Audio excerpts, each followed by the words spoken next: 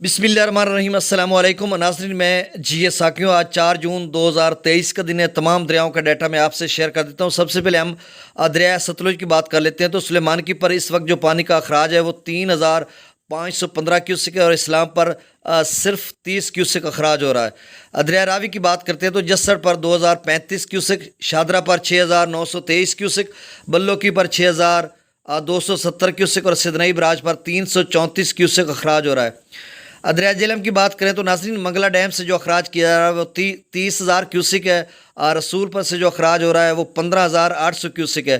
दरिया चनाब की बात करें तो मराला पर से जो इस वक्त अखराज हो रहा है वो 15,286 क्यूसिक, खानकी पर 17,689 क्यूसिक, कादराबाद पर 8,099 क्यूसिक, त्रिमू बिराज पर 10,344 क्यूसिक और पंजनत पर 0 क्यूसिक अखराज हो रहा है।